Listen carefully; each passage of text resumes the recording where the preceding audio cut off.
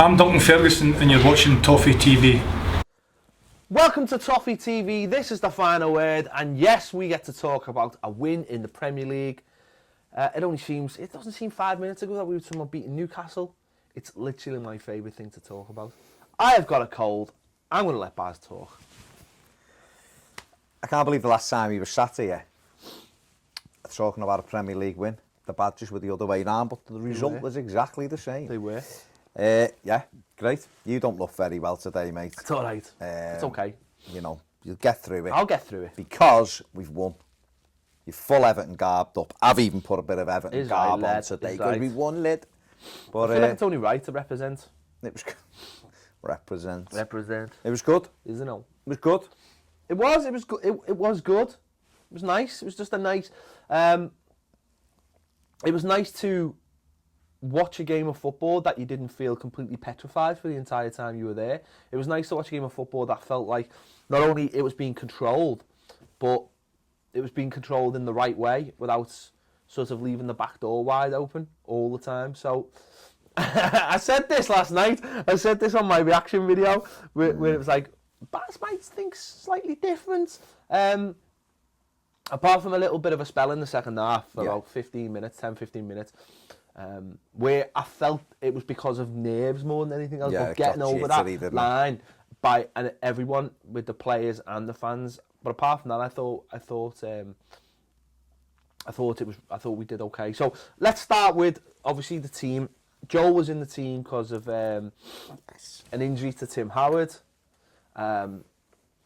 Lennon kept his place, like we were speaking about on the preview. Brian Oviedo playing a left back was a bit of a weird one. I don't know whether Leighton Baines has got a knock or whatever, but I just felt that was a bit weird. I mean, he played there Sunday, obviously, and I thought he had a good game Sunday against Carlisle. But yeah, that was the one that when you got the team sheet, you kind of looked and thought, all right, what's going on with Baines? But maybe because he's been out for so long and came back and played a lot of games, the managers just thought, Oviedo deserves a little bit of a run, and to be fair, he had a good game. Yeah, he did quite well. And obviously, James McCarthy was in midfield, and I thought he was a lot better. I thought he was back to his best, covering loads of ground, being in people's faces, and not. Newcastle's midfield was abysmal, absolutely abysmal. But he did what he needed to do, and I just felt for the first half that we got the goal, and I just thought we settled it down. We didn't go gung ho, but we just settled it down and just restricted them. And with Jags and Murray at the back, just putting the foot through everything, basically. Bosh. That I just thought that gave us the platform to play on. And for once, it was actually nice to just almost watch a bit of a boring game of football without any sort of theatrics by anyone. Let's address first of all, John Stones is injured because on Twitter there was no, it's a black lad. There's nothing wrong with him. He just wants to say he's injured. End of story. We knew on Monday he was injured. The saying that we knew Tim Howard. And Tim Howard's injured. We knew that Tim Howard was injured on Monday, hence why we were making phone calls. Listen, I said on Sunday it was good to see two centre-halves defending, and that's what I wanted to see again. And whether Stones had been injured or not, I would never have played him last night anyway. Yeah. Give him a couple of weeks, like it looks like he's gone after have now. Yeah. Give him that time to just get his head together, just reassess. It'll do him good sitting there with a trachea and watching the others defend, because it'll give him that hunger and desire to get back in the side. Listen, Murray and Jagielka have done everything we need our defenders to do at the moment. We need to start winning games, and you do that by just making sure you defend properly. And apart from him doing an exact carbon copy of what he done Sunday, trying to overhead kick something instead of just clearing it and missing it, which nearly got us into a little bit of trouble.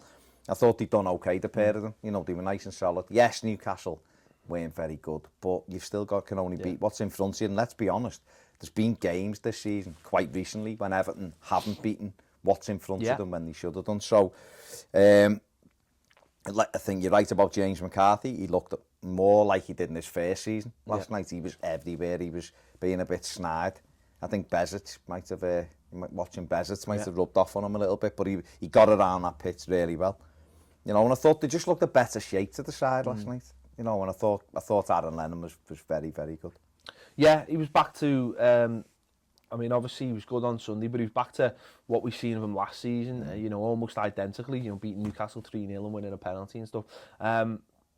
So from that point, I thought the back two. I know Murray got that one wrong, but I still worry about the ball over the top. Straight ball. There was one second half that was a straight ball, and I mean, there was the one that when the Mitrovic like play basketball, take it with his hand and the linesman didn't see it. What I don't understand is with our centre backs is when a straight ball comes over the top, both of them like run backwards. Whereas I was taught when I was younger is, you know, one goes for the header and one sweeps behind. You know, and that deals especially when they're playing one. Yeah. So having them both together, backing off, it just allows for trouble. I think that was. But I mean, you don't know whether that's just because they haven't played together much, or whether basically we don't work on any defending, which is probably I'd probably say more to the thing. But the other thing, was players backing off in general. Like Oviedo allowed Sissoko to run him back towards his goal a few times instead of going and making him do something, going and forcing the ball. I didn't think it was weird the game last night because the first half I wasn't very impressed with Everton at all. I know you're saying he managed the game and everything, and he did, but he got the goal and Newcastle kind of wobbled. And for me, we should have gone because I don't think they really had anything in them to put us under any pressure. So there was times where he'd break and everyone would stand still, and Ross, the amount of times Ross went flying forward and everyone run the other way, and you're like, he's got nobody to pass to, you know, and he done that unbelievable bit of skill in the box, and you know, he moan about Lukaku's another thing, you know. Well, I continue to think Lukaku's had a knock, and obviously he picked up another one last night, right in the small of his back. What's going on with the referee? Not getting the physio on the pitch. The referee was garbage, mate. Just ridiculous. So obviously Lukaku was at half time. Kone, everyone's friend, Aruna Kone comes on. Why? In the first half though, why? I know he's injured, right? But he was still at that moment moving around. Yeah. Why is he not getting himself a yard away from the goal line to have a tap in? That's where this is my thing with Lukaku. He's got the other stuff. Yeah. He can dribble brilliantly and he's strong and all that. But he doesn't get those cheap goals that are literally a tap in on the line. If I was, you know, we need to be coaching him to get in those areas. Delafeu put 3 in against Swansea. Definitely. That if he'd have been like someone trying to nick goals like Yakubu, he'd have got a hat-trick that day. He hangs back too much for me, Rom. If he makes those runs and gambles like last night, he'd have just had a little tap in on the line, and that's what I want to see him doing. I want to see people shooting and him running, sliding it over the line, and then celebrating like it was an overhead kick, you know. So that's the thing. That's just one little criticism of him. Obviously, he doesn't look fit. You said the other week, and if that's the case, then hopefully Nias will come to fruition very carefully. But the knee in the back ended this night, and then obviously on came Aruna. I think he should adopt the Dele Alli kind of wave when he comes on, because that'll make me like him more. What to say about Aruna Kone? On rewatching the game, his hold-up play is not as bad, but his centre forward and his finishing is abysmal. I mean, the one where Lennon shoots, that one, I wanted to strangle him. You know, if he just hits that straight back at the goal first time, it's a goal. Why is he chipping it? He tried to dink it over the keeper, who was about 2 foot off his line, and as if it was a training game. It's the Premier League, and we weren't 7-0 up. You just lashed that. I said it on either the ratings video done or the reaction video. Just smash it. And then if he saves it again, I mean, let's be honest, he saved bloody most things, didn't he? But just leather it. And then if it goes, you know, if he saves it, then you've done your job. Don't try and be clever. And then he has another one later on. It's the same. He falls over, I think, the other one when Barkley plays him in. I think the second one, the ball was like a little tiny bit longer, and he was on the stretch. I'm not making excuses for him. I'm not. He's not good. He's not really good enough. He's good. You know what he's good? He's good when it comes into it. When he doesn't have to move, he's good. So if it's into his chest and he's strong, he'll bring players into the game. That's quite good about him, or he'll pull it down. If he actually has to move with the football, he is Brett Angel, sadly. Have to move with it. Another player who thought had a really good game last night was Tom Cleverley. Yeah, thought very he was good. Brilliant, all over the play. For me, him and Lennon set the tone for us in the first half. He won a couple of great 50-50s. Cleverly broke stuff up. Second half, he was another one in people's faces, and when they got a little head of steam up, he was the one getting out there, helping Oviedo out on that left-hand side. And it, you know, you mentioned Lennon as well. We haven't really spoke about his goal. His goal was brilliant. To be fair, the way he reversed the shot into the other corner, cut the keeper out. You know, taking the keeper out. That was a brilliant finish. That. Yeah. But as I said, the should have scored again, shouldn't he? Lovely little move. I know it got blocked, but he really should have scored that one. Well, we could have been, you know, on reflection, we could have been 4 or 5 up at half time. It was just, it was either poor finishing or them getting bodies in the way. Or the keeper made a brilliant save. I think after about 5 minutes from Cleverly. It was a lovely little move, and it came through bodies. It was a really, really good save. You know, and he had a good night, didn't he, Elliot, for them? Yeah, it was. You know. It was quite ironic that he ended up sort of getting embarrassed later on in the game after he'd had such a good game. I mean, obviously going into the second half, I mean, the save from Barkley was, you know, the way Barkley set that up. It's bending the top corner, you know. It was gets a palm. He still thought about passing it though. Ross had come to you, could see him waiting to, I'll just hit it. But, you know, like I've said on other videos, I'd be saying to him, have 10 shots. Well, yeah. Because when he puts his foot through it. Well, I mean, talk about Ross more in a moment, but, you know, the keeper again, the save from the free kick where it's gone over, the save from Cleverly. The Cleverly free kick. Well, I was like behind that, where I was sat, and I thought, I said to him, mate, goal, because when he hit it, he couldn't have got there. Yeah. Somehow he's got across, it was brilliant. He's made a great save there, but, you know, talking about Ross, I mean, I just thought last night, in a weird way, when Kone came on, it almost gave him more of a licence to push forward, and he really enjoyed it. And I think he's got to, though. Yeah. I think when Rom's there, because Rom is obviously more mobile than Kone, Ross tends to drop in and be the kind of point of the midfield. But I think what the manager done, or certainly what it looked like he done, was when Kone come on, it looked like he said to Ross, right, go and play almost as an orthodox centre forward off him, and we push Cleverly further wide, because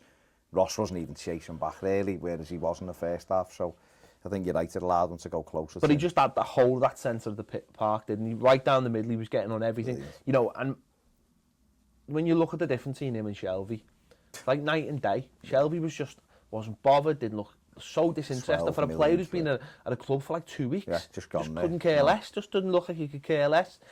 People have been saying in the last few weeks about Ross, he gets out-muscled. His strength is phenomenal. And last night, I mean, there was that little spell where there was like 3 times where, you know, he was caught in 2 minds. And I know that winds some people up, but to me, I don't even think about things like that, because why do people pick out the little things when there's so many good things to enjoy about Ross Barkley? You know, and people are still picking up on little things. Oh, you should be doing this, should be doing that. You know, someone else would do that, someone else would do that. You know, if that was someone else in that position, they just put the foot through it. And you think, but what I remember is, you know, last season and certainly the season before, and I think definitely last season, the amount of times he used to just swing that left foot, and the ball would end up in like Rose heads. I mean, I know we've had a bit of a laugh with a few people on Twitter and stuff, but the amount of times he would just hit shots and they were never on, and you were just like, why didn't you just keep possession? And now when he does keep possession, people are like, why didn't you just have a shot, or why didn't you do this, why didn't you do that? He's starting to think a little bit more. If it's not on, then he keeps the ball most of the time, keeps it. And I think that's what people have got to start remembering. If it's not on, he's starting to now look and keep possession and work it again. I mean, I still think there's so many times the shot's on. Like, there was one in the first half last night where he picks it up and he's running, and they're running back towards its goal, and he's on the angle, and it opened up for him just to leather it, and he stopped and played it wide, and you're thinking, that was on. You're backing them up, just put your foot through it. But yeah, other times on his left side, you know, but he is thinking a lot more. You can see his intelligence. I don't understand why people look to break down his game, because there's so many players. Everton fans are boss at this. We break down the players who are our best players or most creative players. They kind of strip down their game. Delafeu doesn't get back, he's a knobhead, doesn't get back. No, but he creates all the goals. Yeah. Barkley can't see a ball. Well, go and have, he's got 11 goals and 9 assists or something, so if he can't see a pass, you know, yeah, I've been critical of Ron, but this year he's been at 10, 20 times better. People like Barkley aren't going to come around again for a long, long time. He's unbelievable. He's incredible. You know, they wouldn't strip Phil Jagielka's game down so much, you know what I mean? Or certainly John Stone. Teflon doesn't really get anything stripped down. So Just think we need to enjoy him, and yeah, he might get a pass wrong, or sometimes he doesn't see a ball, but there's other times, that one when he's got the ball, just shifting it between. He's There's one last night, wasn't it, people. where he gets the ball right in the centre and he just flicks with the outside of his foot, and it's just a slightly wrong ball. But if that had gone through to, I think it was Lennon, Just over it. He'd have a free shot, and everyone would just be saying, "Oh my God, what a pass!" You've got to make, a lot of the times you've got to make 5 or 6 poor passes to make that brilliant pass. That's football. He takes risks. If he doesn't take risks, he just becomes a crab, or he becomes someone like James McCarthy on the ball. Not McCarthy the way he breaks everything up in the energy, but the way James McCarthy doesn't really unlock anyone, does he? The only passes he makes are safe passes, really. I don't want that. We've got that with McCarthy further backs. We've already doing that job. You need someone like Ross who can unlock stuff. Yeah, he will give silly balls away, you know what I mean? But then other players do exactly the same. Seen last night a couple of players just rolling the ball to the opposition and they're breaking. Lukaku done it twice in the first half. Just passed it straight to them and they broke forward, and you're like, that pass wasn't even there. How have you not seen that it wasn't on?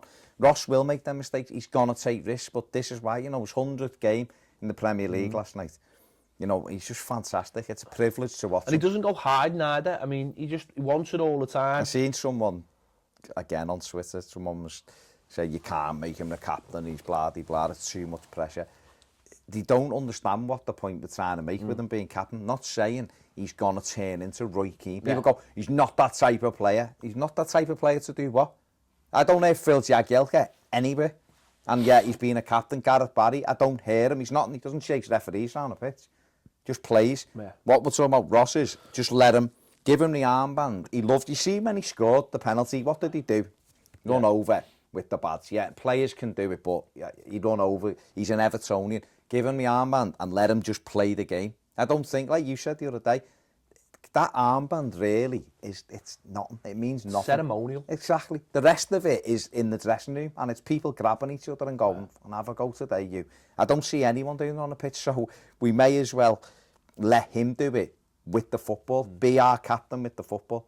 And he's just, for me, he's been fantastic this season, and if you're criticising him, then, you enjoy him when he goes somewhere else. Don't bemoan the fact that he doesn't play for us anymore, because enjoy it. Because I'm not saying he's going to go anywhere, but if we'd have bought Ross Barkley, everyone would be lauding him. There'd be no criticism. If we'd have bought him from somewhere, they'd be made up with him. Exactly, and again, the penalty last night, he wanted straight away. I think I seen he ran to the halfway line to get the ball. Kone wanted it, I think, and he was like, "No, I'm having it." Yeah. And don't forget, that's the end, and he missed a penalty at as well. Was it against the? Burnley, wasn't it? Burnley, was it? Tom Eaton saved it. When Martin said it would do him some good. Maybe it did. I thought his penalty was brilliant because that Blurt, as I called him on my thing last night, was whispering in his ear. That was hilarious. What an absolute knobhead. And then ended up getting sent off. Well, it was Bosch, wasn't it? Because he got booked for being an absolute beaut, but then he got the straight red anyway, didn't he? But to see him, want that responsibility, take that responsibility, put it away. It was a pressure penalty. Yeah, it was. It was. There was a few minutes left. Imagine if he misses, and then they get set. They would have been coming onto us 80, 90 minutes. 3 minutes, they'd have got something. He scores that penalty, and it's game over, and they knew it was game over. And if you talk about being a captain, that's one of the things, isn't it? He's demonstrated to the halfway line to get the ball, and he ran back with the ball. Then they were arsing about, the Blurt was in his ear, and then he ends up scoring. Then a minute later, he picks the ball up, goes beyond 2, lashes a shot that deflects a foot wide for the corner, and then he goes and wins us the penalty again, gets the Blurt sent off. And then which is just an unbelievable penalty, really. Unbelievable. And then for the second time, last minute. For the second time against Newcastle, we score with the last kick. Well, I know it's the last minute, and I know we're already 2-0 up, but still, to do that, because that could have, if he'd missed that's almost like... He could have gone full Jelic, couldn't he, against QPR when he tried it. But he does that, and as I said, that leaves you leaving the ground feeling really positive. Oh, God. Really, really positive. A couple of goals in the last few minutes, getting a couple of penalties. Lennon. It looks great, look at it. Lennon for the first penalty was, again, superb. He's causing trouble. He's in people's faces. He's fast, though. He's so... What people overlook with Lennon, he doesn't always, beat a man and cross it and we score from it. But it's everything. It's that buzzing around, and he makes defenders jittery. He's a pain. It's exactly what he's like. He's a bit like the way Suarez was. Not the finishing, obviously, or the goals, but the fact that he doesn't let the defenders settle, and so they hate him. You know what I mean? And last night, that penalty was just pace and persistence. And I'll tell you something else about both penalties, and I've been saying it all season. Yeah. Both players running with the ball. I've said it loads of times about Gerard Deulofeu. He winds me up every time he stops in the box. We don't get penalties because no one runs with the ball in the box, and both penalties last night. And referees are corrupt. Oh, but yeah, as well. Of course that. Both penalties, both players running with the ball, and both of them feel the touch and go down. Ross's was brilliant because he got, Kone does well, and he once that the Blade had lost where he was as he ran across, he just slowed down. And you're thinking he knew what was coming. Yeah. It's coming, and then the lad takes him. See, he couldn't get off the pitch quick enough. And that was clever as well. He didn't just lash it in panic. He was going into the goal because he knew the touch was going to come, and it came. And it put the right seal of approval on it really, because 1-0. While it would have been welcome, it would have been. We had loads of chances. Should have. I mean, I seen a Newcastle fan on Twitter. It was actually quite funny because McLaren, I believe in the first press conference he'd done, said they were unlucky. They played there, and he was like, Everton hit the bar about 9 times. You're knobhead, what are you on about? Then McLaren's later one was like, that performance wasn't good enough. He must have come to his senses a bit. With the bath like 3 times. 3 times. Their keeper's made 4 worldies. They've got blocks in. So. But that for me was the right scoreline, something like that. And as we were saying before, we haven't had to be like gung-ho in this game. We just played the game and let them come to us and then scored when we needed to score. And I seriously think we could have had, I said this on the instant reaction video, I think we would have beat Swansea recently. I think we would have beaten Leicester. I think we would have beaten Stoke. If we played like that, just being a little bit more solid. If we'd have had Joel playing and Murray and Jack centre half. But just the whole mindset was work hard, don't still don't press hard. No, we don't. But that's. But what we did do second half, we need to learn how to press properly, because if we can get that into our game as well, we're sorted. But what we did do was we got enough bodies behind the ball last night and made sure that people were in the way. And to be honest, we had a nervy 5 or 6 minutes where you were spot on. It was the crowd and everything. We were all going, it's only 1-0. It's only 1-0. We all had it. They got a couple of corners on the run, didn't they? And then you think Mitrovic had that chance, didn't he? But that was really their only opportunity. Joel made one save, which, to be honest, was not flamboyant. It was the save I'd expect him to make every day of the week. He came out well, didn't he? Like, he closed a couple of things down. He was out smartly. Talking about Joel again. He it's funny because the people who want, I don't know whether they want to see Howard continue in goal or they don't want to see Joel do well. It's always like, well, when Joel plays well, Wolves just seem to be playing rubbish teams anyway. I think they're missing the point. I think they're missing the point that, and I think I've seen a local journalist talking about this today. It's like everyone's calm when he's in goal. The fans are calm. The back four seem calm. He'll come and take crosses. Was Swansea rubbish? He comes and takes. The Bournemouth rubbish at the time. Yeah, they were. I can go back and name all the teams. He takes he punches. He punches. He takes the choice to punch. Whether it be he's made that decision and he's done it. He hasn't just flapped at it. He's a presence in goal. His big distribution is fantastic. He's pinging passes. There was one, and I absolutely loved it. And it's so stupid that I love this. We had a goal kick, and it was 1-0, and it was like, second half, I think it was second half, yeah. And I think, as we do, our centre-backs dropped back, and he just went, go. And he just went like that. And you know what? The team went an extra 15 yards with the pitch, and it was just so simple. And he just went ping, knocked it down the pitch, and that's... I think that was the one. Kone flicks on, and Lennon runs after it, and we're in their corner flag. There you go, yeah. Dead simple. He's seeing more than... Well, they only done it once. They played it short, didn't he? He gave one to Gareth Barry, I think it was, and it ended up back with you're a bit nervy, and because he just led it away. To be fair, we didn't have John Stones coming out of the box with the ball, and I did think at times that it put us under pressure because we were still trying to play with a John Stones. But that's sort of... But that one you're talking about, Gareth Barry was like, he come to the middle and he was looking and Joel was going, and Gareth Barry was looking down to him to say, this doesn't normally happen. It was brilliant. What do you mean? It was like, and the sea part, it was well, like... It was brilliant though, I loved it. What I was laughing at was when Cleverley had that free kick. Joe, he's on the halfway line going, and he's giving, and we're going, what, he's telling him how to take free kicks? I'm just bollocking people. But this is what people don't seem to understand.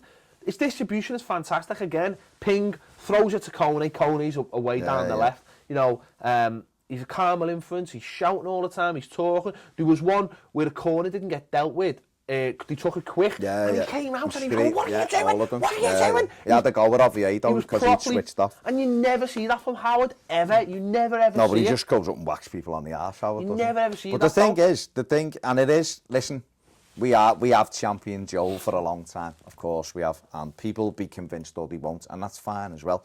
The issue here is, at the moment, nobody or a lot of people don't trust Tim Howard. They just don't trust him. He's not playing well. The fans have got it now, even if half the stuff isn't his fault now, we're all starting to go, it is his fault. So there's that unsettling atmosphere. When Joel's in, rightly or wrongly, that's removed. So everyone just goes, like, he's good and he's in, so we're calm. So then the players are calm, he's calm. So it just snowballs. So it doesn't even mean that's it now, Howard never gets in again because he's the best ever. It should be.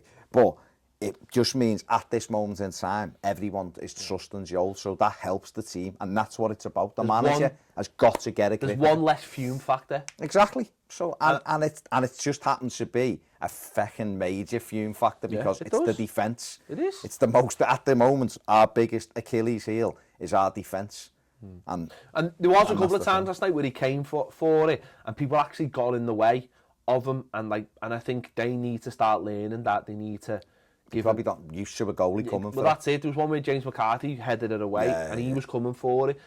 And that you worry that, you know, they're going to get in each other's way. So there are little things that need to be tinkered with. But you know what, mate? I don't mind because he's coming for it. I seen Joe Hart. I seen the match of the day highlights the other night and on Tuesday night, and Joe Hart made a couple of incredible saves. He's also come for 2 punches, got nowhere near them, and Otamendi's had to head one off the line. Someone else headed one off the line the last minute. Just absolutely Superman in it, nowhere near it. Joe Hart's a top keeper. Yeah. So they are going to make some mistakes, aren't they? There's no question about it, and Joe will. He will make mistakes, but he hasn't made 10 mistakes on the run like another keeper. So you've got to get used to that. You're right, the defence will have to learn that he's going to come for these things. I don't mind him. What I don't want to see him doing is coming and going back, stopping halfway, which is what Tim Howard started to do. He's getting lost in what he needs to do. Joel at the moment is very clear in what he needs to do. Yeah. Sometimes he'll get it right. Most of the time he'll get it right. The odd time he'll get it wrong. That's what happens with goalkeepers. But it was just nice to have one less thing to moan about. Well, listen, you know, we've won 3-0 and that second goal went in. It was the 89th minute, and you're thinking, like, there's only 3 minutes. Yeah. Even Everton can't because these are terrible. Because they were terrible. If they stay up on that form, it's the league's a shambles because they had nothing. They spent 24 million on Shelvey and Townsend, and you'd be looking going, what? And then I don't know how much they spent on Mitrovic, but it was a fair. I can't remember, but it was a fair price. He's garbage. So straight away you're looking thinking, Wijnaldum, who they all rave over, did he touch the ball? You know, he was poor as well. So for them, they've got real problems. You know, but Everton can only beat what's in front of them. And last night, they done the job. And we deserved the 3-0 in the end. Oh, there's no question about it. And long may it continue. Give Ross the captaincy. All those things above.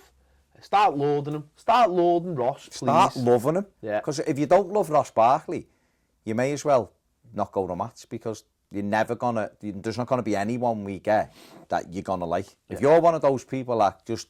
Apparently, when I got in the car, the fella that just finished on the phone. Apparently someone phoned up and was saying he's rubbish and he's this and he's that. And you're thinking, you mentioned a magic eye. I just think maybe the fella just needed eyes. Because... Just blind. He's just... How you can... He's immense. I love the lad to bits. He's just immense, and he's a brilliant role model for me as well. You know, he just, you know, I seen him giving his shirt to some kids, and he give his shirt away on Sunday to Carlisle player or whatever, and he's just a brilliant ambassador for the club. You know, and he, like, you know, he's got videos of himself dancing with shorts on, doing some bad bum shuffle. No, but he's brilliant, isn't he? You know, never heard a lad having a scrap of trouble or anything like that. You know, he's, well, maybe when he's younger, but... Girlfriends and stuff. You know, he just gets, you know... Not going to be one of those Ryan Giggs things, is it? When he's about 45.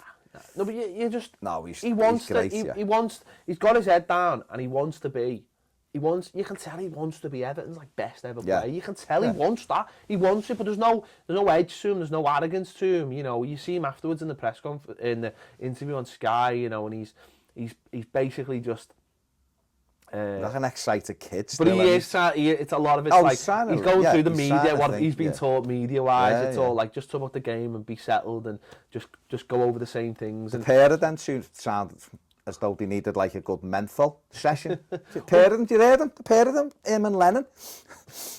Couldn't breathe. I was thinking, get a menthol. That's what you want, menthol in hot water, towel over your head for a couple of minutes, lads, and just let it open your lungs up a bit. They get them straight in, don't they? Cigs after the game. Yeah. So, no, he wants to be the best. You can tell he wants to be. It means, answer me this, who else out of that team, these people who was moaning about no, not moaning, but people who disagree that he should be captain, rather, not moaning.